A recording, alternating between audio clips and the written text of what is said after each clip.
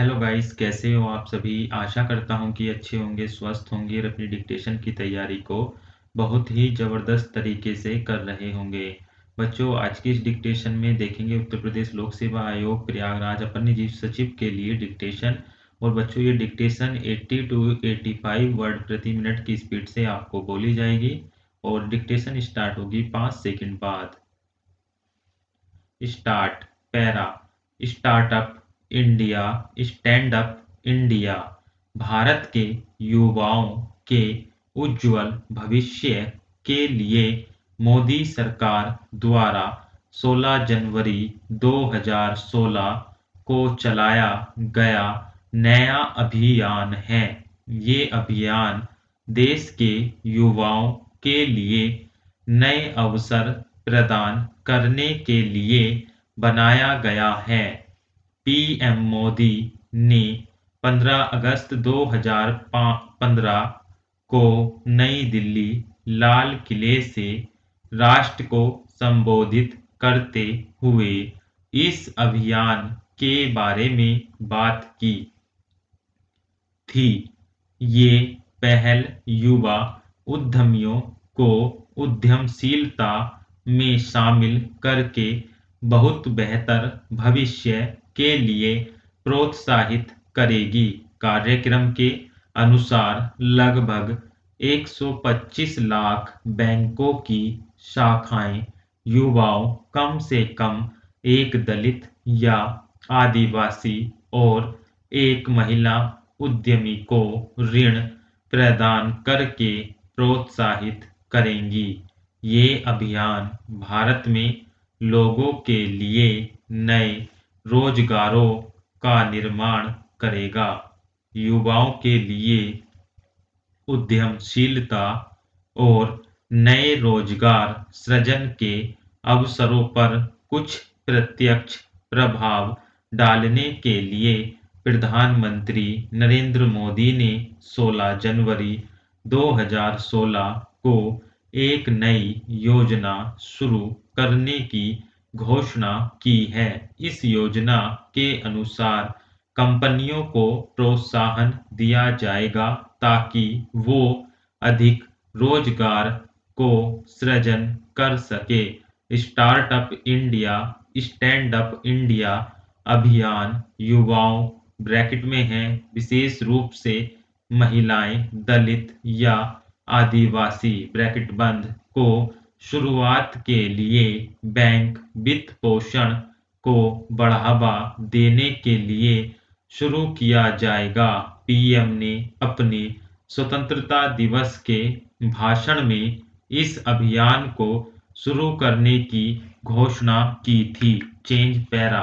इस पहल से दलित, आदिवासी और महिलाओं को उद्यमिता की ओर प्रोत्साहित करने के लिए सरकार द्वारा योजना बनाई गई है। रोजगार के अवसर पैदा करने के लिए विनिर्माण इकाइयों के प्रोत्साहन की सुविधा भी है। इस तरह के प्रोत्साहनों का आर्थिक स्वागत होता है क्योंकि वो अधिक वृद्धि, लोगों के जीवन में सुधार और भारत को एक विकसित देश बनाने को बढ़ावा देने के लिए आवश्यक है। स्टार्टअप का अर्थ देश के उन युवाओं से है जो आर्थिक रूप से खड़े होने की क्षमता रखते हैं।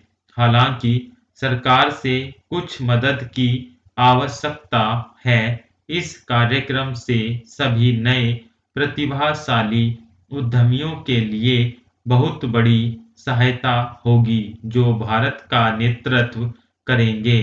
कम से कम एक दलित या आदिवासी उद्यमी और एक महिला उद्यमी को भारत में प्रत्येक 125 बैंकों की शाखाओं से समर्थित किया जाएगा।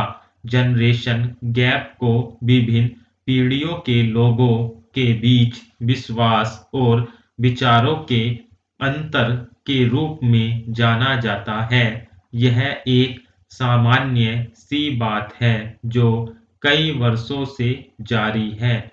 जनरेशन गैप अक्सर बच्चों और माता-पिता या दादा-दादी के बीच के विचारों के अंतर को बताता है। चेंज पैरा 1960 के दशक में जनरेशन गैप के अंतर का सिद्धांत पेश किया गया था। उस समय के आसपास ऐसा देखा गया कि युवा पीढ़ी से उनके माता-पिता के विश्वास के बारे में लगभग सभी चीजों के बारे में पूछताछ की गई और वे लगभग हर चीज में अपने माता-पिता से अलग निकले। इसमें उनके धार्मिक विश्वासों, राजनीतिक विचारों, नैतिक मूल्यों, रिश्ते की सलाह और यहाँ तक कि उनका मनपसंद संगीत जो वे पसंद करते थे शामिल थे। प्रतिष्ठित समाजशास्त्रियों जैसे कार्ल मैनहैम ने पीढ़ियों के बीच मतभेदों को देखा कि कैसे विभिन्न स्थितियों में पीढ़ियों ने एक दूसरे से खुद को अलग किया। जनरेशन गैप आमतौर पर बच्चों और उनके माता-पिता के बीच संघर्ष का कारण है। यह वास्तव में एक दिलचस्प अवधारणा है। अगर दुनिया में इस तरह का अंतर नहीं होता तो दुनिया वास्तव में काफी अलग होती। प्रत्येक पीढ़ी अपनी फैशन प्रवृत्तियों को स्थापित करती है, अपनी मनपसंद भाषा में बात करती है, विज्ञान और प्रौद्योगिकी के विकास को बढ़ाती है और नए आविष्कारों की खोज करती है। चेंज पैरा जनरेशन गैप के कारण समाज में कई बदलाव हुए हैं, विशेषकर भारत में, जहां संयुक्त परिवार प्रथा पहले से ही प्रचलित थी। बाद में भारत में अलग परिवार बसाने की अवधारणा शुरू हो गई और यह भी पीढ़ी के अंतराल का ही एक परिणाम है। लोग इन दिनों गोपनीयता की लालसा रखते हैं और अपने जीवन को अपने तरीके से जीना चाहते हैं, परंतु संयुक्त परिवार प्रथा इसमें मुख्य बाधा है। इस प्रकार बहुत से लोग अलग-अलग परिवार बसा रहे हैं। इसी प्रकार समाज के विभिन्न स्तरों पर